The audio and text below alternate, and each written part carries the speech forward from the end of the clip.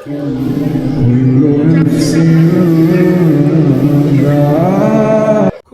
ነፍሲን ዛኢቀቱል መውት። ወንድማችን መሐመድ ሰዒድ የቁርአን ሐፊዝ ነው። የአላህ ስብሓነሁ ወተዓላን ቃል በቃላቸው ከሐፈዙት መካከል ነው። ታየቅረባለህ ይህን ስሙት። እኔ እንደምን ለቱብለውነ ፊ አምዋሊኩም ወአንፉሲኩም። እንዴት ልባስ ቻለው አንጀትስ ደነደነ። ከረመዳን 24 እስከ ሸዋል 3 ድረስ እኮ የረሱልን ሰለላሁ ዐለይሂ ወሰለም ሀገር እየዘየረ በዑምራ ላይ ነበር።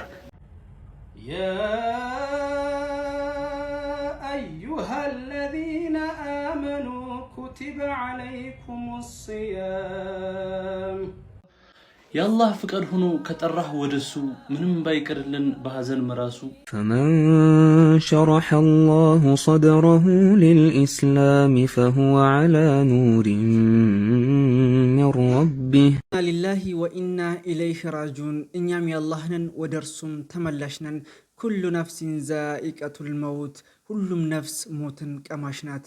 ሱብሃንአላህ ብዙዎቻችን እናውቃለን ሰምተናልም በተለያዩ ሶሻል ሚዲያ። እኔም ትናንትና አመሻሹ ማለት ነው እንግዲህ ወንድማችን ሙነሺድ መሐመድ ሰዒድ ወደ አኪራ እንደሄደ ተናግር ያለው እንግዲህ ከሱ ጋር ተያይዞ ኡስታዞች የተለያዩ መልእክቶች አስተላልፈዋል። እንግዲህ ከመግቢያው እንደተመለከታችሁት እጅግ በጣም የሚያሳዝን የወጣት ሞት ድንገት በጣም የሚያስደነግጥም ነው። ብዙዎቻችን ማመን ከብዶናል፣ እኔንም ጭምር። አላህ ይዘንለት፣ አላህ የጀነተል ፊርደውስ ያድርገው። እንዲሁም ደግሞ የአላህን ቃል በቃሉ የያዘ እንግዲህ ከኡስታዝ እንደሰማነው ሐፊዘል ቁርአን ነበር። አላህ ሱብሃንአላህ። እንግዲህ ትናንት እንደነገርኳችሁ የደሴ ተወላጅ ነው። ጀናዛው ወደ ደሴ መጥቷል ማለት ነው። ዛሬ ቀብሩ ይካሄዳል። ከዚህ ጋር ተያይዞ ኢንሻአላህ ለሱ አላህ ይዘንለት፣ ለቤተሰቦቹም ሶብር ይስጣቸው። መሐመድ ሰዒድ በአንደበቱ ከዚህም በፊት ከሞቱ በፊት የተናገረው ንግግር አለ። እሱንም ማስመለከታችሁናል። እንዲሁም ደግሞ ኡስታዝ አቡበከር አህመድ ከሞቱ ጋር ተያይዞ አንድ መልእክት አስተላልፏል። እሱን እንመልከት።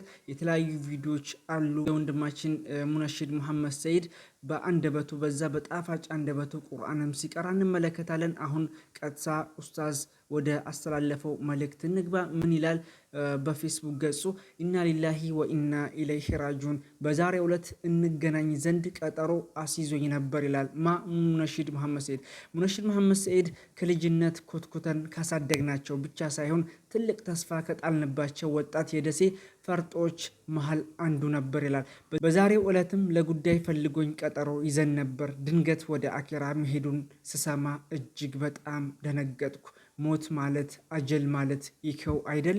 እኔ እሱ ከያዝነው ቀጠሮ የአጀል ቀጠሮ ቀደመና ወንድማችን ልጃችን ወደማይቀረው ዓለም ተሻገረ። ኢና ሊላሂ ወኢና ኢለይሂ ራጂዑን። አላህ መልካም ስራውን እንዲቀበለው ከደጋጎቹ ከስዲቆቹ ከነቢያት ጎን በጀነት እንዲያደርገው የበረታ ዱዓዬ ነው። ለወዳጅ ዘመዶቹ መጽናናት እመኛለሁ ይላል። አላህ ሱብሃንአላህ። እንግዲህ በእለቱ በትላንትና ዕለት ለመገናኘት ቀጠሮ ይዘው ነበረ። ነገር ግን ትንሽ ህመም ስላለበት ድንገት ወደ አኪራ ሄደ። አላህ እኔንም እናንተንም ከድንገተኛ ሞት አላህ ይጠብቀን።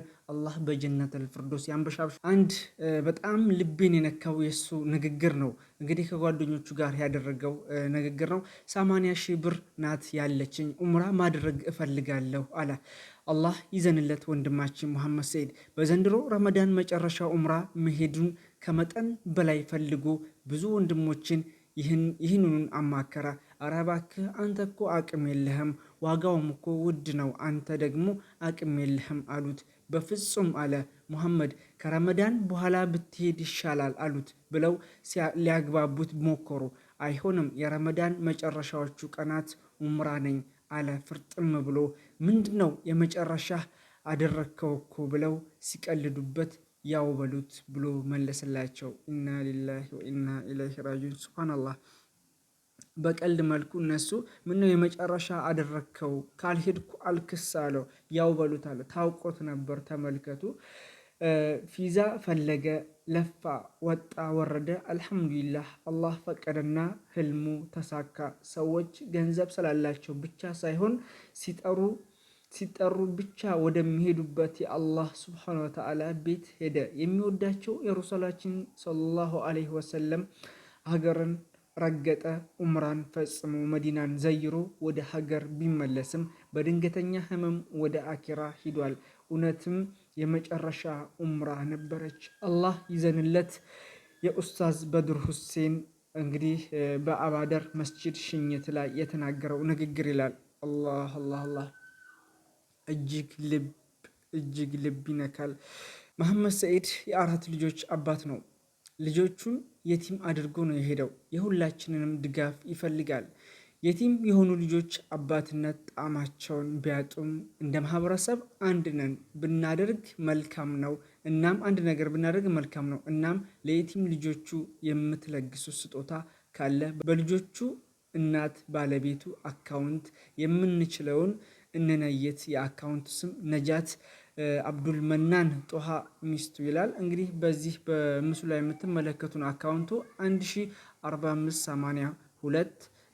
1458278297 ሁላችሁም በዚህ አካውንት የምንችለውን ሰደቃ እናውጣ። 4 የቲም ልጆች አሉት። አላህ አላህ ቃል አጥሮኛል። ለማንኛውም ይህን ይመስል ነበረ። ሁላችሁም ዱዓ እንድታደርጉለት የአላህን ቃል አይምሮ እንግዲህ በቃሉ የያዘ እንግዲህ ወጣት ልጅ ነው።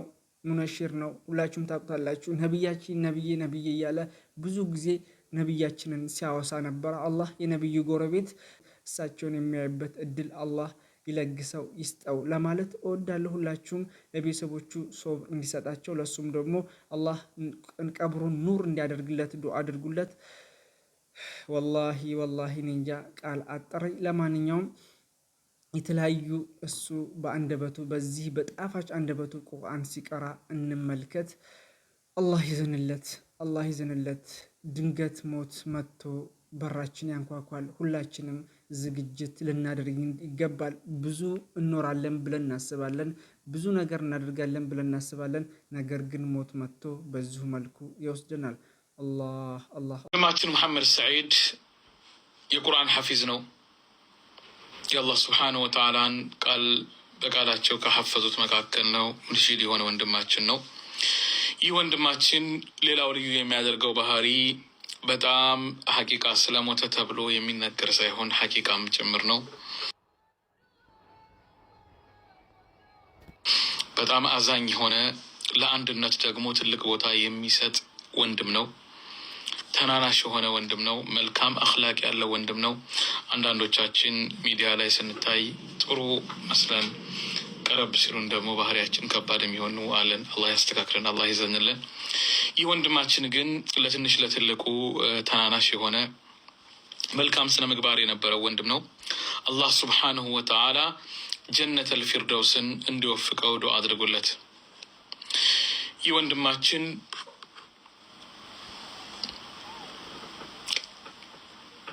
እንደኛ ወጣት የነበረ ብዙ ህልም ብዙ ሀሳብ የነበረው ወንድም ነው።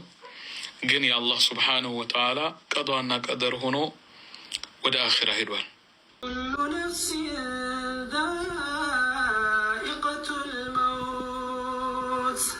ከረመዳን 24 እስከ ሸዋል 3 ድረስ እኮ የረሱልን ሰለላሁ ዐለይሂ ወሰለም ሀገር እየዘየረ በዑምራ ላይ ነበር። ለአንድ የቅርብ ወዳጁ ይህ ዚያራ የመጨረሻዬ ነው ሲል እንደነገረው ተሰምቷል። አሞት የነበረው ጉንፋን የሚመስል አይነት ኢንፌክሽን ነበር። ውስጡ ጥሩ ስላልነበር አዲስ አበባ ከመጣ በኋላ መለስተኛ ህመም ተሰምቶት ነው ወደ ሆስፒታል የገባው። ነገር ግን እቺ ቀን የአላህ ቀጠሮና የእርሱ አጀል የሚገናኙባት ነበረችና ወደ አላህ ዘንድ ሄደ። ዛሬ ጀናዛ ወደ ደሴ ጉዞ ተጀምሯል። ቀብሩ ነገ ጁምዓ ነው የሚሆነው አላህ ከፈቀደ። አላህ ከጻፈ በኋላ ህመም ፈርድ አይደለም። አላህ ከጻፈ በኋላ ማርጀት ፈርድ አይደለም። ሽበት ባይኖርብንም ወጣት ብንሆንም ባንታመምም ያልጋ ቁረኛ ባንሆንም መሞት ባንፈልግም ለመኖር ብንጓጓም አላህ ከጻፈ ማንም የሚቀር የለም። ሰዓቲቱ ከደረሰች ወደ ኋላ የሚል የለም።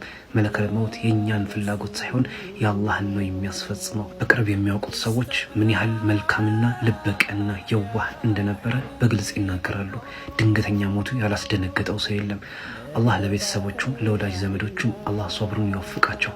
ቆይ ትንሽ ወጣት ነኝ፣ ትንሽ ልቆይ፣ ዘና ልበል፣ ትንሽ ልፍታታ የምንላት ነገር አላህ መች እንደሚጠራን አናውቅምና ይህ ለሁላችንም ትምህርት ነው። ይህ ለሁላችንም ማንቂያ ደውልም ጭምር ነው። አላህ ከሻ የኛ ወጣትነት የኛ ለመዘጋጀት ጥያቄ ውስጥ የሚገባ አይደለም። ወንድም መሐመድ ሰይድ አላህ በፊርደውሰል ጀና ይቀበለው። አላህ መልካም ስራውን ተቀብሎ ቀብሩን ኑር ያድርግለት። አላህ በአማረ መስተንግዶ ይቀበለው። ዱዓ እናድርግለት። ስንቃችሁን አደራ። ስንቅ ካልያዝን ድንገት ስንጠራ ምን ሆነው እናጣለንና አላህ ስንቆቻችንን ሳንቋጥር ወደ እርሱ የማይጠራ ያድርገን። አላህ ከድንገተኛ ሞት ከድንገተኛ ህልፈት እርሱ ይጠብቀን። ወሰላሙ አለይኩም ያ ረሱለላህ። ታየቅራባማ ይህን ስሙት። እኔ እንደምን ለቱብለውነ ፊ አምዋሊኩም ወአንፉሲኩም ወለተስመዑነ ሚነለዚነ ኡቱል ኪታብ من الذين أوتوا الكتاب من قبلكم ومن الذين أشركوا أذى كثيرا وإن تصبروا وتتقوا فإن ذلك من عزم الأمور. الله صدق الله العظيم.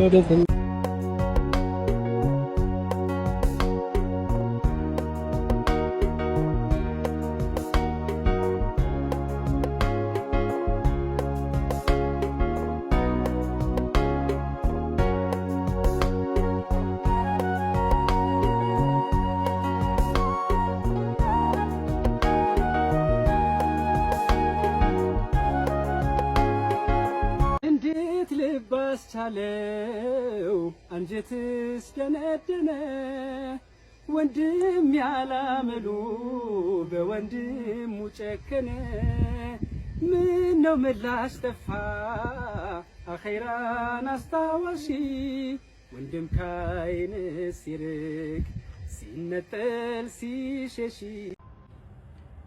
أعوذ بالله من الشيطان الرجيم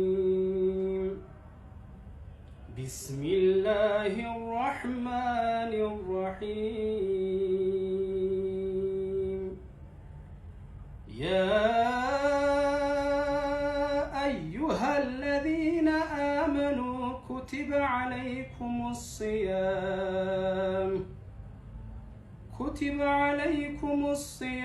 كما كتب على الذين من قبلكم لعلكم تتقون أياما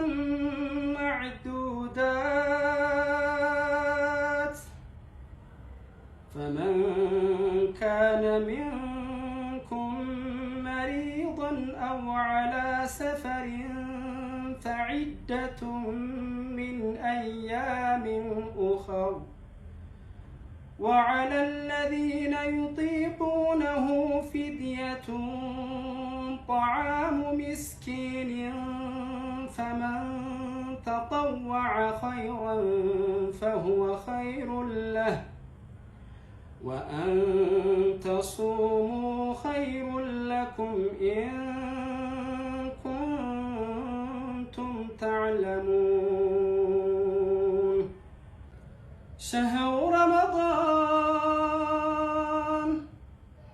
شهر رمضان الذي أنزل فيه القرآن هدى للناس وبينات من الهدى والفرقان فمن شهد منكم الشهر فليصمه ومن كان مريضا أو على سفر فعدة من أيام أخر يريد الله بكم اليسر ولا يريد بكم العسر ولتكملوا العدة ولتكبروا الله على ما هداكم ولعلكم تشكرون وإذا سألك عبادي عني فإني قريب أجيب دعوة الداعي إذا دعان فليستجيبوا لي وليؤمنوا بي لعلهم يرشدون.